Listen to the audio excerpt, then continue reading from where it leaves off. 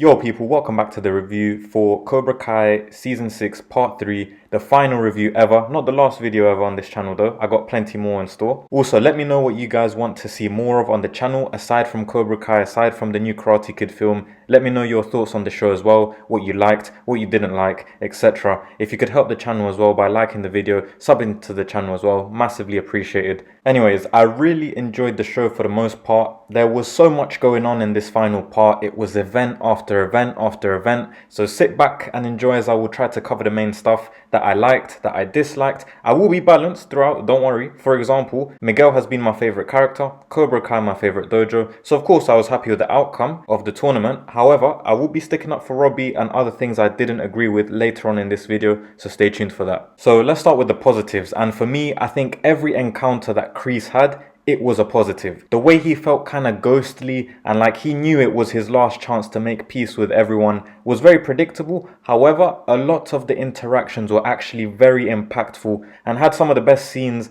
and acting in this show, with the two standout scenes being Kreese and Tori, and Johnny with Kreese in the hallway, the second interaction. The acting from William Zabka in that moment when he let out his anger and he finally spoke his mind, it felt as if William was the one who had nearly 40 years of pent-up frustration inside, but he did amazing acting for that. I also liked the acting by Martin Kove at the beginning when he looked so sad. He looked like he was in pain. You kind of felt bad for Kreese, but he really demonstrated that sadness, especially when he was seeing Yoon hurt the other kids with that new karate technique, and it finally made him see what a dick he was being to all his own students for all that amount of time. The next positive is the presentation of the Sekai Taikai on the TV coverage and the promo all round. Everything was done at a high standard. It really made the tournament feel like it was a huge event. They had analysts, they had the interviews, all the build-up, the graphics, everything. Those clips could have been used as promo for this show, but Netflix had a stinker with the promo. I also liked this arena much more than the Barcelona one. Having the audience really made it feel like a proper event as well. And by the way, the entrances with the smoke and the camera angles made everyone just have aura, especially Miguel and Wolf. Next up was Kim killing her grandfather. I think this was a big shock, but something that had to happen. We needed all the dojos to be led by hero characters by the end of the show, so it made sense having that leadership change, especially as Kim had been working her whole life for it and her grandfather kept mocking her, etc. We kind of saw foreshadowing in part 2 when Kim was talking to Tori, and then Tori asks her, has this all been worth it? Because you basically gave up your actual social life and your other life just for this. And we saw Kim kind of hesitate and lie to Tori, so that got wrapped up. Also, the ending with Chosen is something interesting because we heard in season 5 how Sato wouldn't approve of this Korean karate style. So now I assume that Kim and Chosen will blend their two styles out in Korea, just as Johnny and Daniel end up doing in the Valley. Another small detail that I really liked, I thought it was cool to see Master Kim had like the literal dark side scriptures, just how Chosen had the Miyagi scriptures. Another thing I liked was obviously Miguel and Tori winning the Sekai Taikai alongside the return of Cobra Kai. This was something I had started to predict after part 1 with all the foreshadowing that they gave, and it came through. The greater message of trying to control Cobra Kai's teachings and understanding the true values of strike first, strike hard, no mercy. It was nice to see Johnny at the end really explain it so that people don't twist it. And it's showing that Cobra Kai isn't bad, the techniques aren't bad, they aren't aggressive, they aren't violent, but rather it's about the teachers and how you use these rules and how you use these disciplines in your life. I liked the ending for all the teen characters in terms of face value. I think they all got good endings for what they were. I wish Miguel would have stayed in karate and pursued something else within that world, since he is the world champion of the Sekai Taikai, but he can't have it all. Sam has a very interesting one with Okinawa. Robbie and Tori get to start their own karate adventures together. I assume one day they'll be senseis, or it leads to a much bigger calling. Hawk and Dimitri together, we knew that was going to happen. Kenny, Devon, Anthony being the next star students of Cobra Kai was nice to see as well. All round pretty satisfying ending for them. Next, Daniel LaRusso. He had a lot of great leadership scenes, which is what I expected from him a bit sooner, but it shows how far he's come as a sensei now. He finally disconnected from trying to copy Miyagi and being his own person while still living to the core principles of Miyagi-Do, but accepting that not everything has to be to this extremely high standard, like living your life as an angel. That's just impossible. I think Daniel really stood out and had a great dynamic with Johnny, Finally, they're not fighting and arguing. There were a few moments where if this was before in other seasons, they may have had a fight, they may have had an argument, but they finally understand each other, how to react and how to help out. Daniel even got Johnny's old dojo back and got past his hate of Cobra Kai because of how much he loves and respects Johnny. I think that's massive for Daniel's character. Daniel also helps Johnny to train for his final fight, and by the way, we finally got to hear "You're the Best," which was another thing off the checklist. It was like the last big OG song that we hadn't heard, so it was cool to see that. Daniel as well gave a good pep talk channeling his inner Cobra Kai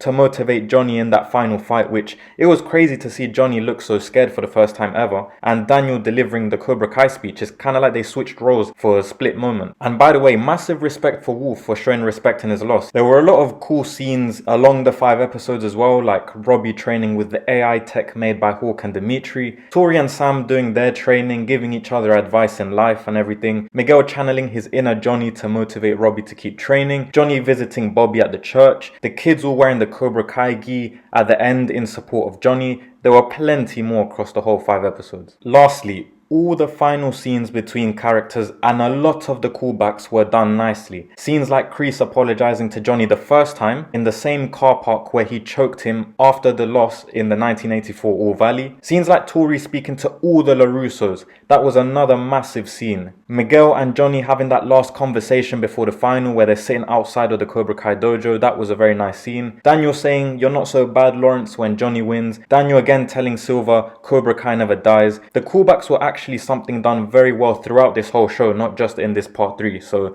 big up to them. I know the 3 people in charge of the show are massive fans, and it shows. Now on to the negatives. The pacing. It was just event after event after event. It makes sense why, because they had so much to cover, but it made things like Tori and Zara's fight feel rushed. I like the fight for what it was, by the way, and I don't think we've seen anyone get whooped as hard as Zara did just in this whole franchise. That was one of the biggest cookouts ever. However, this also resulted in us never seeing Axel or Zara ever again after we saw them lose. We didn't even get like a backstory from them, nothing. What if they were orphans like Quan? I guess we'll never know. Next was the Miyagi scene. Now it hurts to have to say this because I like Mr. Miyagi, but I didn't really like this whole thing. The CGI looked a bit rough. It looked like his jaw got stung by bees or something. I don't know, it looked a bit weird. The lessons as well about how it's okay not to fight, etc. Karate is helpful so that you don't have to fight. I think this is something that if Daniel had realized sooner, it would have actually changed a lot. And it felt a bit of a cop-out. I don't know, I feel like they could have did something better with this. Also, we still didn't get a solid reason as to why Miyagi killed someone at the Sekai Taikai and what happened after that. There was the Chinese coins as well as other things like why did Miyagi become the secret business partner of a gym, etc. I assume the new Karate Kid film will cover the China references at least through Mr. Han, but still, why did you kill someone at the Sekai Taikai? What was going through your head? All of that stuff, I guess we'll never know. My next one is Robbie. Now, he got injured and I actually liked the maturity in which he dealt with that situation, which to be fair, it did wrap up his story. The boy didn't know where he belonged in the world. He had no one. He says it himself. Karate gave him everything and he's grateful for it. However, I thought he would appear more and play a bigger role after that. I literally made a video of how to defeat Axel and it shows perfectly how he should have found Axel's weakness and told Miguel. There should have been some sort of teamwork there amongst both of them so that they can get the dub. Another thing I didn't like, which was out of character, was that Miguel should have called up Robbie to lift the trophy together, but they just skimmed past the celebrations because again, they were running out of time. Also in their defense, I guess they saved that whole sharing act so that it wouldn't feel repetitive for when Daniel and Johnny did it, but still, Robbie should have got a bit more screen time or some form of importance. Again, like I said, Miguel's my guy, but I just have to acknowledge Robbie. This one might be a bit controversial, but I wasn't a huge fan of Johnny and Wolf having the match. I understand it was for Johnny to get his moment after all those years, but sometimes life isn't about you getting literal second chances or revenge. For me, his victory was about reclaiming his dojo back, providing for his family, having something in life, because before he was a bum, he was a drunk. Now he's got the family, he's got his students, his dojo, and having his students win the championship was also another W because it ultimately crowns his dojo as the world champions. Don't get me wrong, it was still a great moment and it allowed us to see more Johnny and Daniel, but again, they were running out of time, so it felt like Miguel and Tori's celebrations got cut short, and that all had to get wrapped up because we now had to focus on Johnny and his whole training and his backstory and all of that stuff, his motivations and his real chance to become a winner, quote unquote, after the loss in 1984, which broke him. My next negative was Terry Silver and Kreese's death. Kreese basically stopped Silver from kidnapping Johnny's wife and newborn or doing any harm to them, yet his sacrifice didn't even get a payoff really. No one heard from either of them ever again. Surely Johnny would have been wondering, where is Kreese? Daniel would have been wondering, where is Silver? It would have meant so much if Johnny found out Kreese died saving his family. One crazy thing, by the way, was finding out that de Guzman was the one who burned Mike Barnes' store, considering they were friends in Karate Kid 3. But overall, yeah, the deaths just felt like they happened and then no one cared. There was no consequences, everyone was just like, yeah, they probably just ran away, yeah. Like, it felt a bit weird. Next is probably the biggest disappointment for me, and it was not seeing Julie Pierce. It feels like a massive disrespect since she also learned under Miyagi firsthand. So it's a shame for the franchise.